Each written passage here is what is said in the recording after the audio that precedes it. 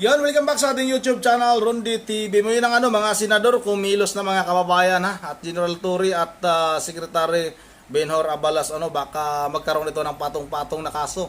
Dahil nga hindi nila sinunod yung order ng korte na alisanin na yung lugar ng KOJC compound. Kaya itong mga senador, mga kababayan, sa panguna ni Senador Bato de la Rosa, Coco Pimentel, ay nababahala na nga at may gagawin na silang Senate hearing at ang Senate hearing na yan ay gagawin mismo sa Davao City, doon mismo sa KOJC compound. Maganda ito, mga kababayan, dahil ayon kay Senador Bato de la Rosa, para mapatawag kaagad itong si General Torre, itong si Secretary Benhur Abalos, kung sino man yung mga commander dyan, may mapatawag kaagad. Wala nang kung ano-ano pang dahilan na hindi makakapunta dahil nga ganito ganon.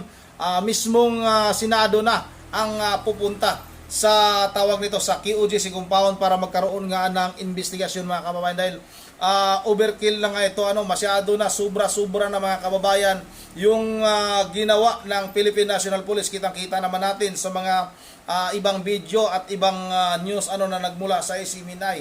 Huwag lang tayong maniniwala basta-basta doon sa mga ibang mga TV station, dahil itong ibang TV station ay puro bias ito. Mga bias ito noon ay kinakalaban nila itong si Pangulong Marcos. Pero sa ngayon, mga kababayan, para bang hinihimod na nila itong si Pangulong Marcos. Kakampi tayo dati ni Pangulong Marcos, kasama tayo sa pangangampanya. Pero nga sa nakikita natin, pasensya na sa ating mga subscribers, maraming nawawala.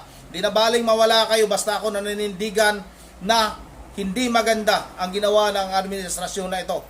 Dahil sobra-sobra na yung pang-aabuso. Bakit hindi nila iniimbestigahan yung pulburon video? Pinagtatanggol kagad nila na sinasabi nila na fake daw yung video na yun. Nahimik na lang sila, mga kababayan. Pero itong kay Pastor Apollo Kibuloy, isang pastor, isang religious group, pinakikialaman nila. Samantalang yung namamahala sa ating pamahalaan ay pinababayaan na lang na sumisinghot ng utot ng demonyo, mga kababayan. Yun ang huwag na natin itong patagalin. Sana nga maresolba kaagad ito ng Senado at mapaalis na yung mga pulisan dyan. Kasi nga, labing isang araw na ito ngayon, hindi pa rin lang na-aresto. Kunwari lang yata itong mga pulis na ito.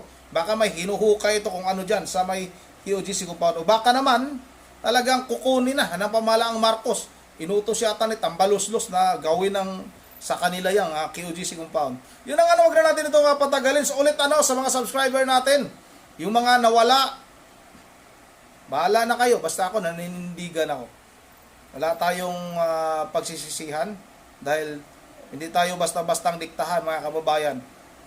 Basta kung ano yung paniniwala natin, yun ang ating paninindigan. Yun ang huwag na natin patagalin. Sabay-sabay natin itong panoorin.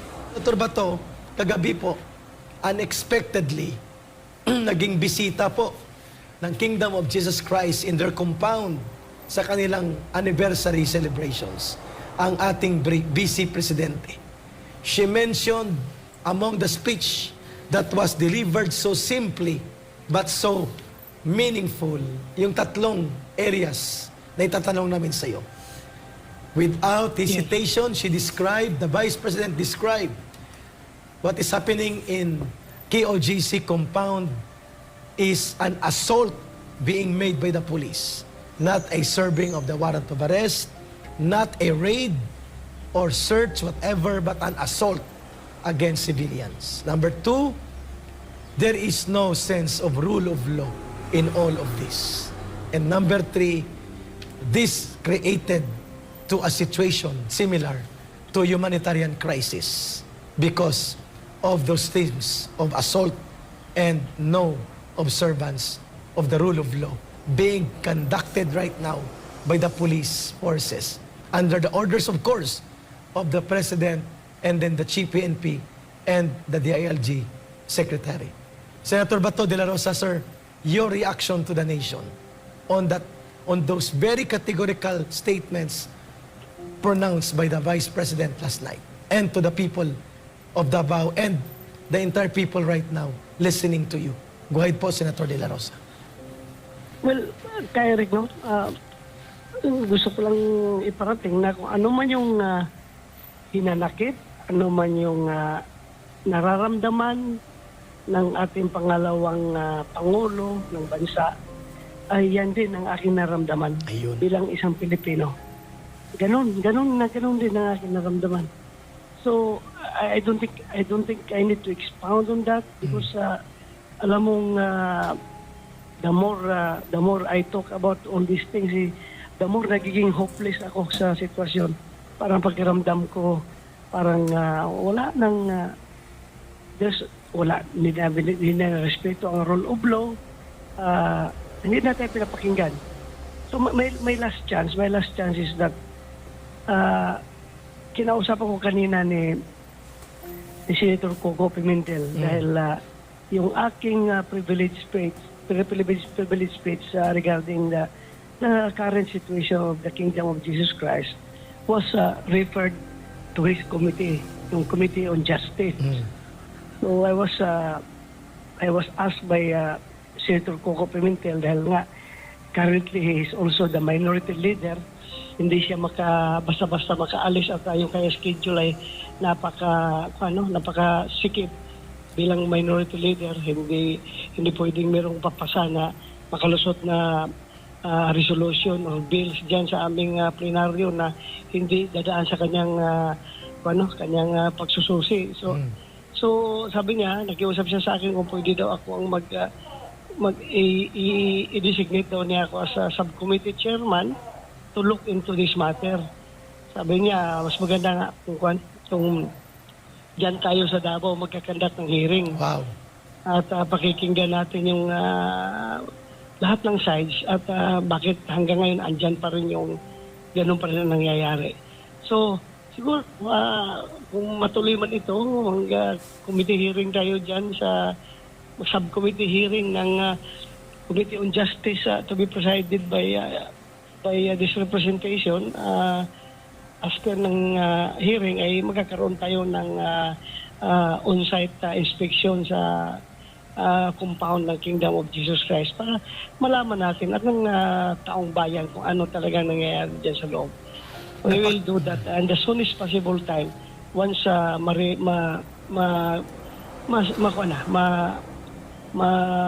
mabasa sa floor yung aking designation as subcommittee chairman under the Justice Committee of Senator Coco Pimentel. Napakaganda po ng development na yan, Senator Bato de la Rosa, as it has been the clamor of the people, your mere presence as senators of the Republic na naninindigan, pumupuna at naghahayag ng saloobin para sa pananatili at pangingibabaw ng batas at demokrasya is more than important than any other time today.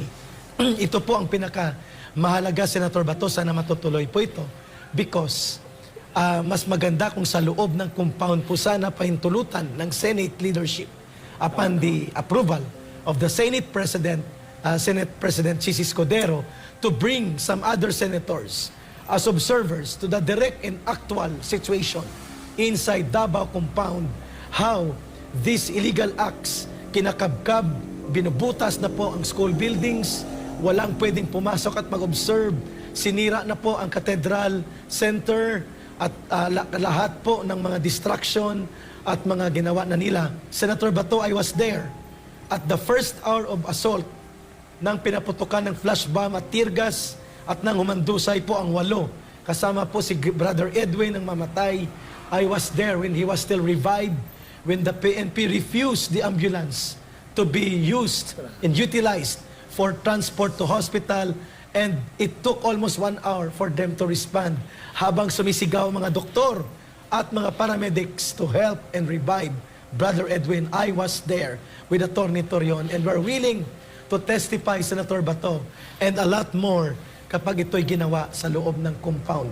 Gaano po ang possibility na ito'y mapayagan ng liderato ng Senado with the support of senators like you, Senator Coco Pimentel, and among others? Senator Bato, this is more than necessary than any time at all than today. Please.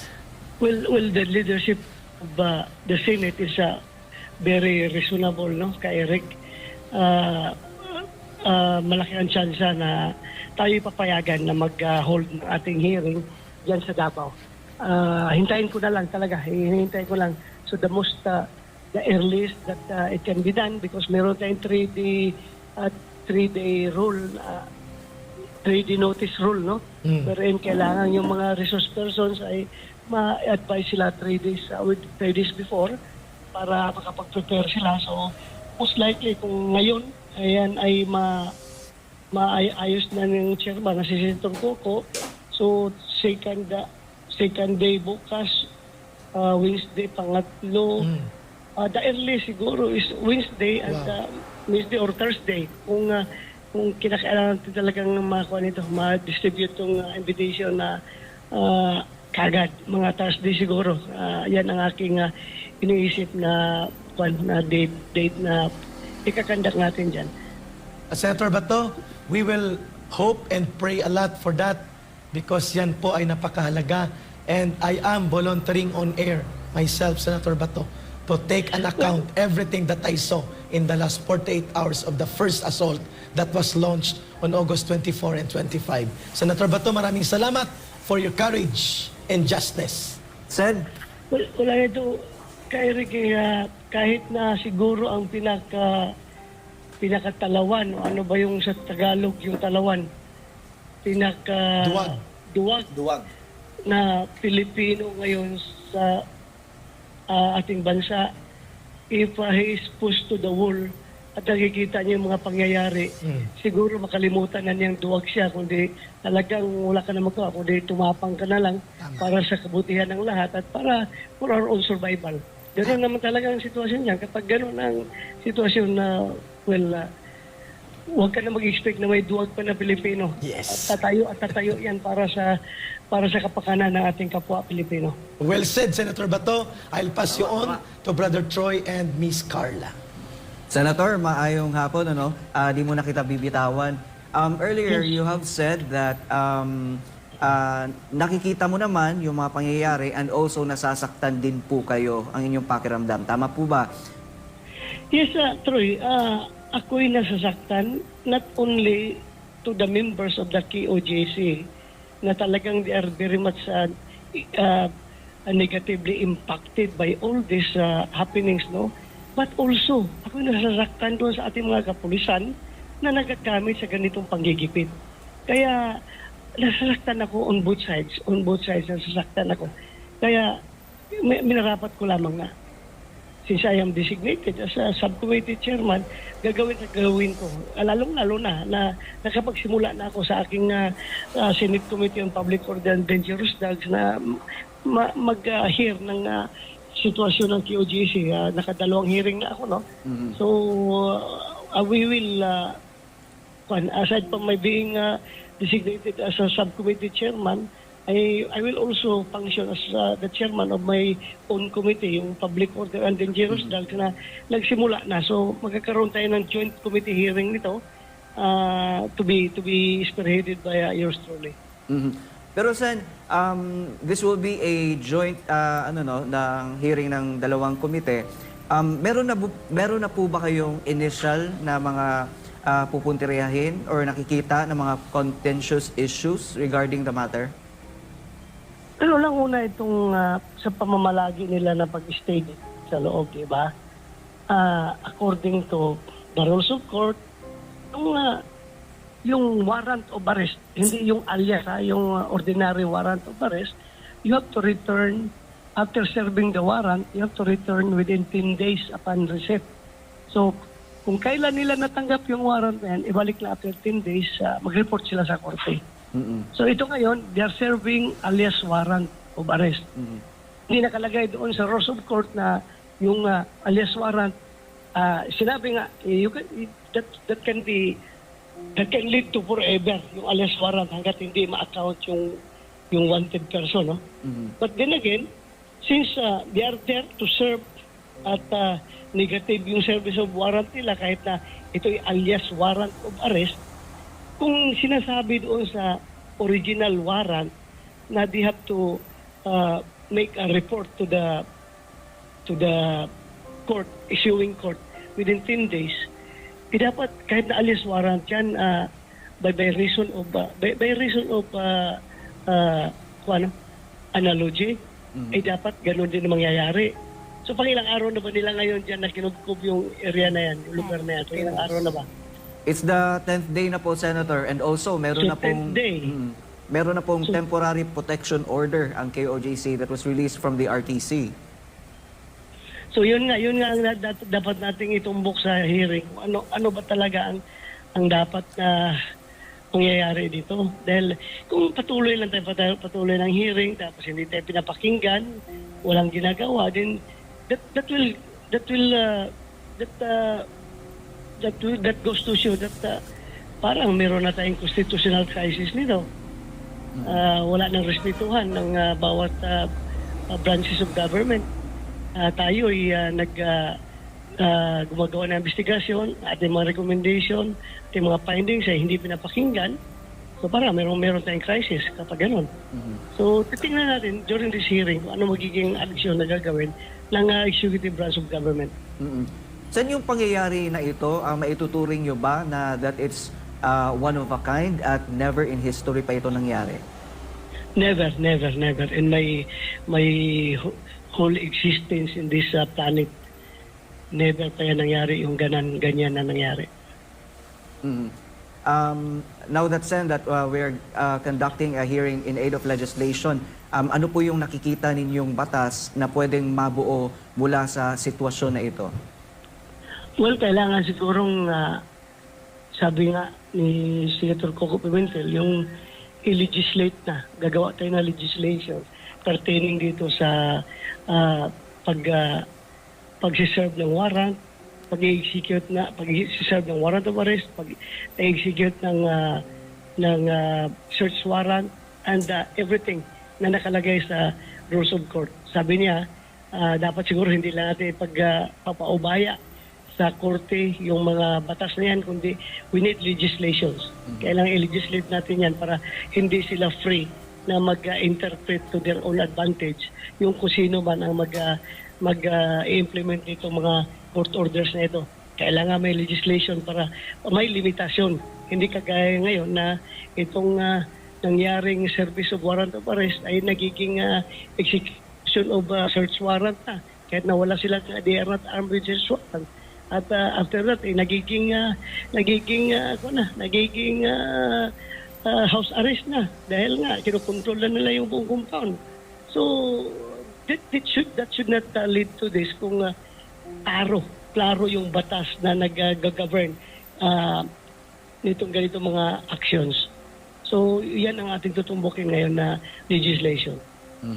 Sen, may katanungan po dito, no? Yung isa ko pang kasama, Yes, si Carla. Carla? Yes, Sen. Magandang hapon po, Sen. No?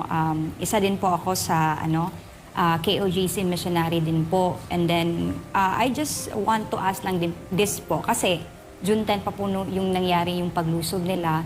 And then, nasundan po ng August 24. So, ang lahat po na nakikita namin talaga ng mga oppression, pang-abuso, it really hurts a lot po talaga sa amin. And this po, palagi na lang ba kaming tatakutin at ihaharas ng kapulisan? Kanina po kasi, Sen, gumawa na naman ng eksena yung berdugong si Torre at nagpumilit si Torre na at pumasok at wasakin po ang Emerald Gate ng KOJC compound. Ang lahat daw ng KOJC workers, Sen, and members na pipigil sa kanila, ipapadampot daw po niya. Grabe talaga to.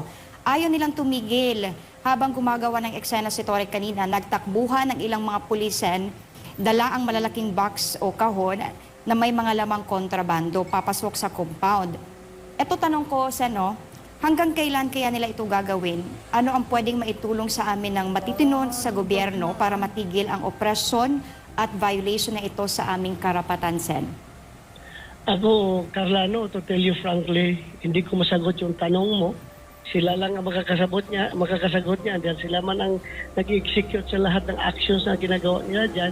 Basta ako, kami bilang nasa legislative branch, all we have to do is exercise our oversight functions over these government agencies. Now, in the exercise of our oversight functions, ay hindi tayo pinapakinggan. As I have said, wala nang we are running out of reasons na to para i-justify itong mga ganito pangyayari. So, may problema tayo. May problema ang Pilipinas Ayun. kapag ganun. Senator Bato, May problema. thank you Carla, thank you Troy. Kay Eric po muli, sir. Yes, Ngayon po Eric. sir ay no less than the lawyers ng nagbo-volunteer sa Kingdom of Jesus Christ ang nababahala. Sapagkat itong illegal excavation ala mini quarry na paghukay sa loob ng Jose Marie College at ng Cathedral ng Davao KOJC ay pwede pong magkaroon without insulting the police operations and professional conduct. Pwede po itong maging dahilan na magkaroon bigla ng mga illegal na pagresulta ng ebidensya such as explosives, mga baril, at iba't ibang mga bagay na gagamitin para i-justify ang pananatili nila sa loob ng compound, and dahil hindi na makatayo ang kanilang warrant of arrest at questionably na maging dahilan po ito ng mas malawak na mga reklamo, krimen at mga pag-aresto na siyang magiging hantungan ng isang malalang krisis na tinukoy ni Vice President Sara Duterte as humanitarian crisis affecting the Kingdom of Jesus Christ. Senator Bato, there is a theory right now na pinoprovoke na talaga ng mga ground commanders like General Torre, Colonel Patay, Colonel Marantan, kilala ko mga ito eh. I've been working with them against CPP, NPA, NDF. Nung panahon na may NTF, LCAC pa tayo, Senator Bato, nakakasama ko mga ito. They are provoking right now the situation on the ground so that there will be actual basis to declare martial law on the ground of may mga na-recover na bulto-bultong armas, bala, pampasabog, at may mga paglaban na naganap at naging marahas ang Kingdom of Jesus Christ with the order right now of Chief PNP Marbel na dapat i-demonize tudo-tudo ang KOGC at si Pastor Kibuloy to justify itong nangyayari na karahasan na ginagawa nila. Senator Bato, your take on those real possibilities.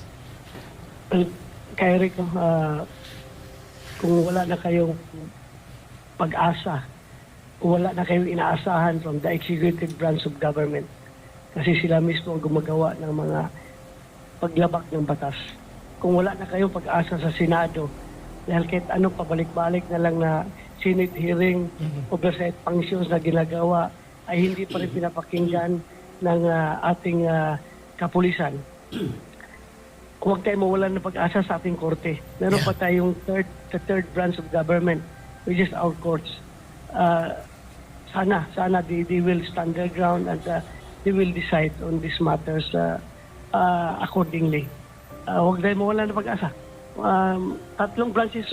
Tatlong co-equal branches of government ito.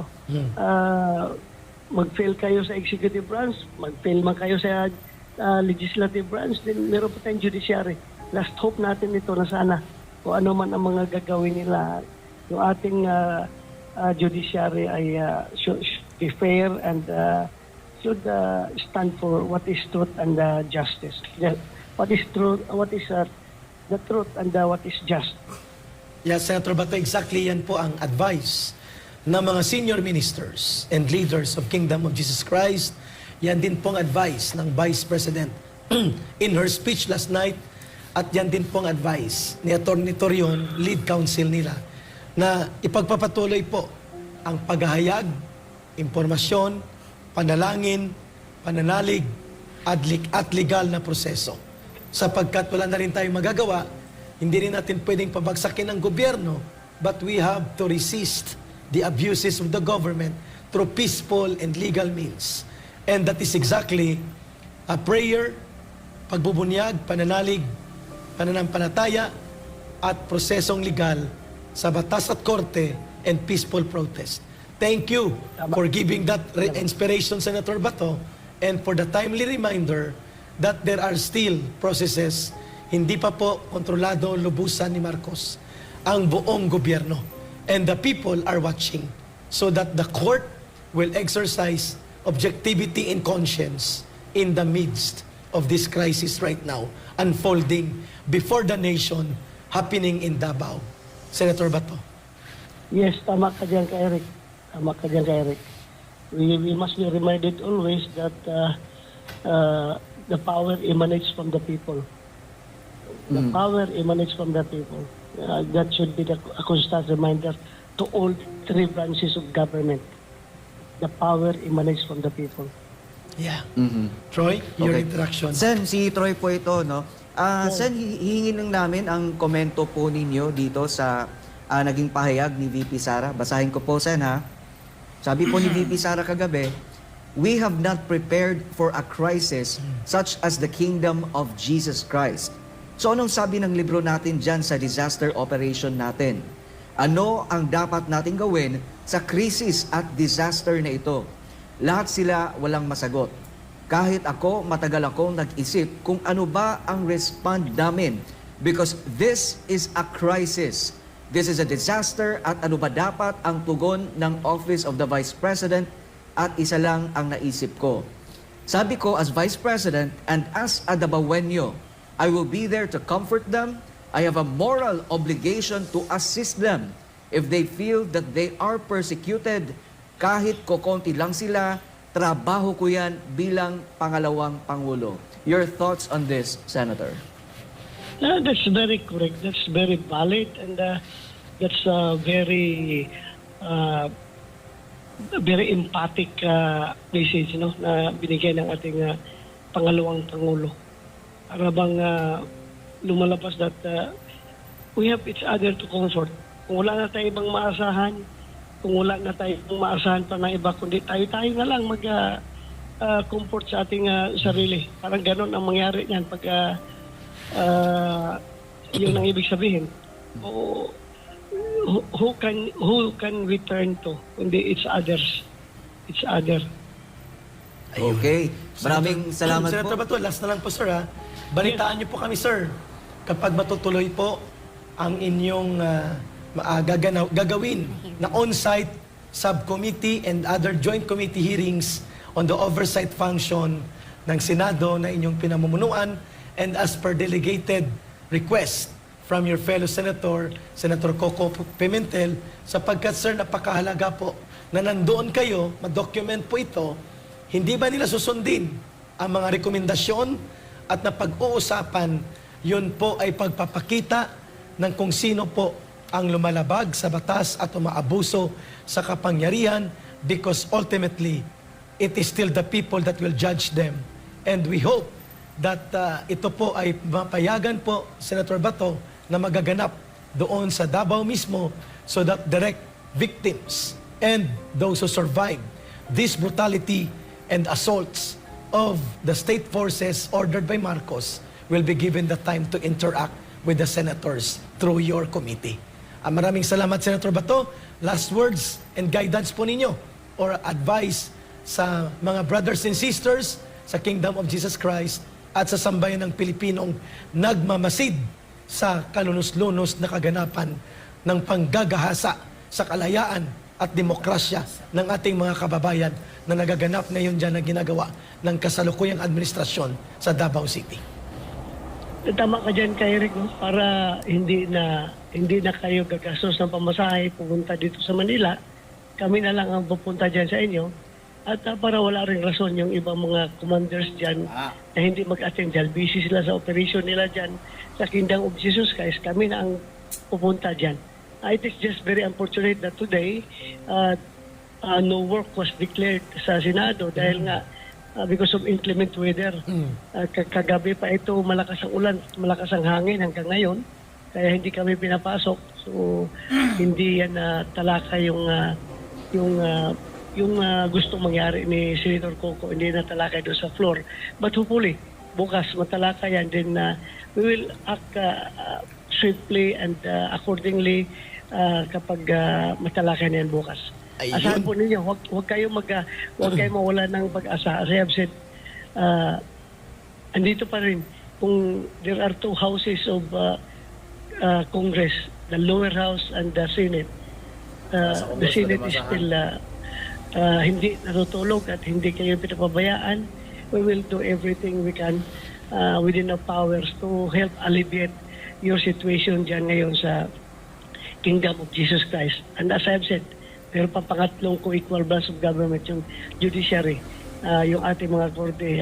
Sabihan lang natin ating mga kaibigan, ating mga kapatid dyan sa kingdom of Jesus Christ na sige lang, kahit na hirap na kayo, maximum tolerance pa rin. Maximum tolerance pa rin because nakasaad ba yun sa ating Biblia, no? Hindi ko masyadong memoryado yung Biblia natin, pero parang ang thought niya na sinasabi is mas pinagpala yung mga kinakawawa. Kaya Mas pinagpala ang kunting mga tiis lang at matatapos rin ito. Matatapos rin itong problema na ito. So, yun lang po, kay Eric, Carla at Troy. sino isa? Troy. Troy. Daghang salamat sa inyo ug maayong hapon. Iyon ang pinagpala daw ang mga inaapi.